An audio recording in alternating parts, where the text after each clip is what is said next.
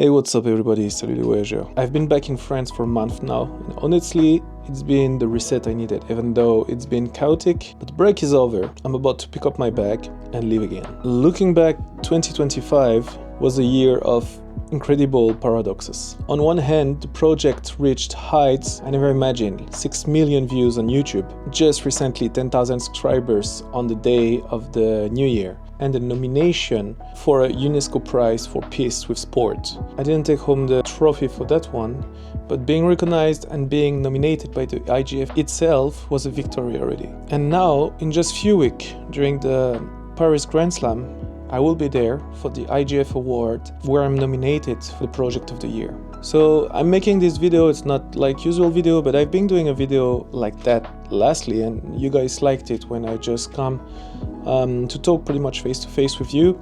I know that it's not gonna get thousands of views, but I'm happy to do that for people that are interested in it. So it's gonna be like little recap of 2025 and what you can expect in 2026. One thing for sure is that I'm motivated again.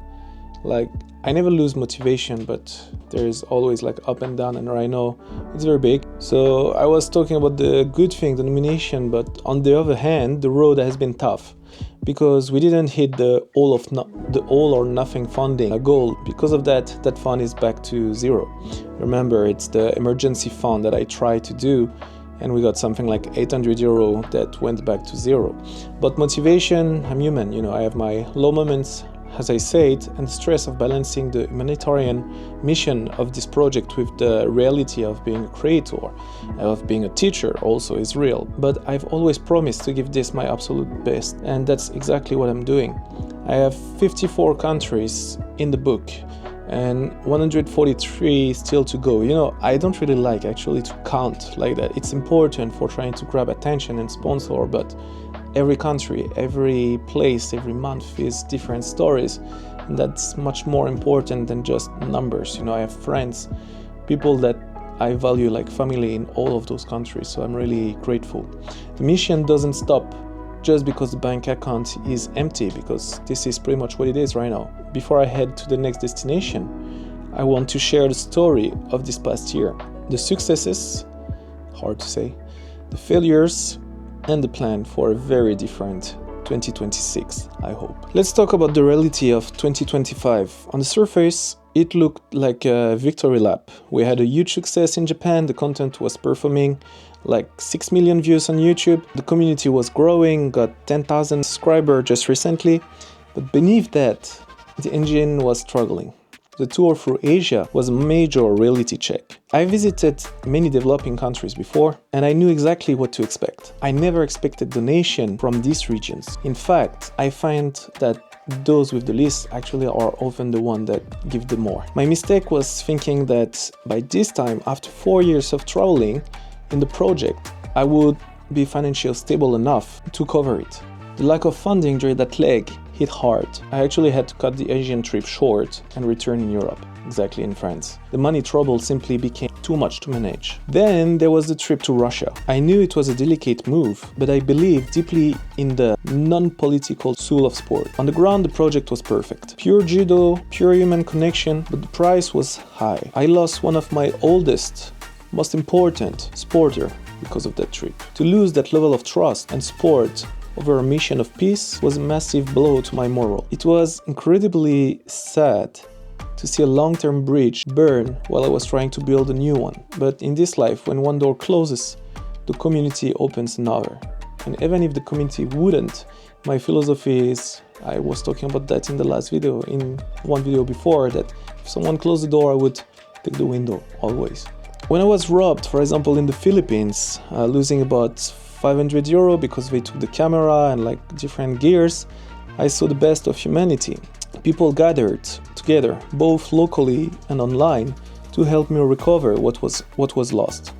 It was a powerful reminder that while I'm struggling to keep the creator side of the project alive, the human side is also stronger. It's a constant battle. For example, managing knee scare in Slovenia, where I thought that my meniscus was broken. Dealing with the stress of being a solo creator, being a teacher, trying to prove yourself also to you guys that support me, to the IGF that also support me, and trying to stay true to humanitarian mission of teaching judo for free in every country and never refusing to go anywhere. When the bank account is telling you to stop, it is very stressful. 54 countries are done, 143 are left. Those are just numbers. Like, okay, it's good for social media, YouTube and all that, but I don't really care about the numbers. I don't even care actually if I go until the end of this project. I just want to go as far as possible. I've realized that to finish this, I have to accept the hits as part of the journey. This is just what it is. I want to talk about what I call the lucky perspective. While the project was facing these challenges abroad, life at home in France didn't wait for me. And life there never wait for me. Never wait for you guys either, by the way. This past month has been heavy. I've had 2 family members in the hospital and 1 passed away. I spent the last few weeks driving back and forth, just trying to be there for everyone and get things done. It's a side of the life that I don't like to talk too much about, and I'm not looking for condolences or anything like that. But that's the reality of being away for years at a time. I'm always afraid of what I'm missing while I'm on the mat on the other side of the world. And though somehow I was lucky that it happened when I was there, because that's what I'm always scared when I'm traveling, that it is happening when I'm not there. And I want to have more freedom in my logistic, in my finances, to allow me to be back home more often in case those things happen, and I don't want to have to regret because I wasn't home enough. Another thing, during the New Year celebration, I was having a talk with my best friend, and he told me something that stayed with me. He said that I'm lucky with this project, which I agree, kinda, and that in a way, I'm not really working. At first, I was offended by that. Maybe it's a French culture thing, where if you haven't a traditional office job, people don't see the grind. Because that's something I heard a few other times, like not often, but a few other times in France, but never somewhere else. And I thought about it like a few nights after. Many times in this project, I don't sleep, I don't eat. Like many times I will eat only once a day, many times I will skip hotel and try to have a bus where I never can sleep. I work sometimes like one video, not those ones, but the video where I travel take like 15 hours to edit one, and I will do 1 or 2 in the week. Plus I have to do like the teaching and everything, you know, it's like a lot of work, actually much harder. Not much harder because I don't want to compare, but for me it was much easier to have traditional jobs like I used to have before. But then when I put things in perspective, I was thinking actually it's right. I am lucky. I am incredibly grateful that I can do this. There's a price to this luck that people don't see. I've essentially sacrificed my personal life. I don't have stable relationship, and I probably won't have. I won't have a future in the traditional sense, you know. I don't have retirement fund, and my parents put on me enough pressure about what I'm gonna do when I'm gonna be older, you know. Honestly, I don't even plan to be around for that. I've accepted that I may not have a family on my own because I've given my life to the judo family. That is the trade-off to live my dream. I love this project enough to give it everything, even my future. Part of that struggle, if not most of it, is the financial reality. People see 6 million views on YouTube and think, oh, okay, it's getting a lot of money. But let's be transparent. From YouTube in 2025, those 6 million views brought me 1,300 euro. It's about 900 euro in my pocket after the government tax.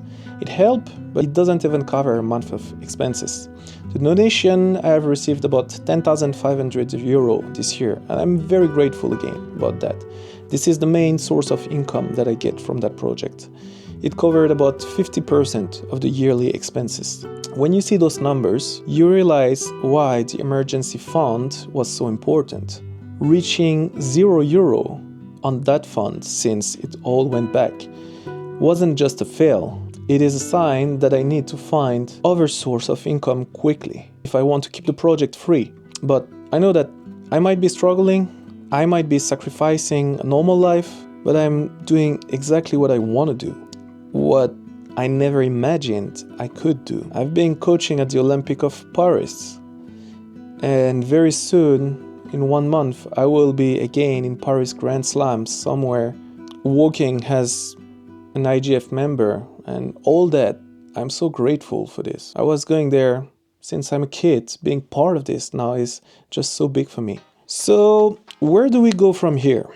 54 countries are in the history books and 143 are still waiting. The plan for 2026 has to be different. Since we are starting the year with a financial reset, I'm going back to the roots of the project. Season 5 was supposed to be a massive jump to America, but we're going to pivot. I will start with more focus on Europe and potentially Ukraine this year, where I want to document the resilience of judo in the middle of a conflict. This allows me to keep moving, keep teaching, and keep filming, while I try to rebuild the momentum.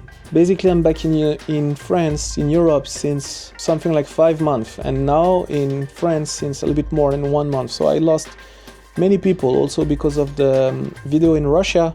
I've lost some people that didn't like the fact that I'm non-political and still went there, you know.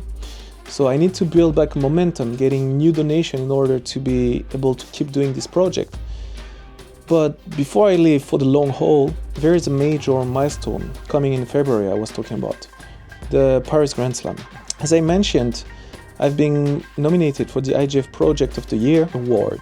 Being back in Paris this time not as a coach, but as a nominee, represent this global mission. It's a full historical moment, if you know what I mean. It is a chance to show institutional world that what we're building together, this bridge between 197 countries, actually matters. I'm also, after that, heading to Strasbourg, in France, right after the tournament or later, to film the second part of my series on the French performance pathway. After visiting the Pôle Espoir in Amiens, I will be driving to Pôle France Strasbourg to see how the next generation of champion is built in France. The emergency fund for the season 5 didn't work the way I hoped, but the mission doesn't have an off switch, you know. I'm going to keep doing what I've always done, giving my best, teaching for free, showing the world that judo is a universal language of peace. I don't know exactly how I will fund country 60, 100, 180, you know, but I know that I'm leaving this room, my room here, in France with a gi, a camera, and the same fire I had on day 1 on 2nd August 2021. Thank you for being part of this journey. Thank you for the 6 million views, the 10,000 subscribers, the message of support, and for sticking by me when things get raw. Season 5 starts now. I hope that it's just another in the series and not the last one, but if it is, then it is, and that's okay. I will see you on the mat very soon. And don't forget to leave a little message if you stay that long.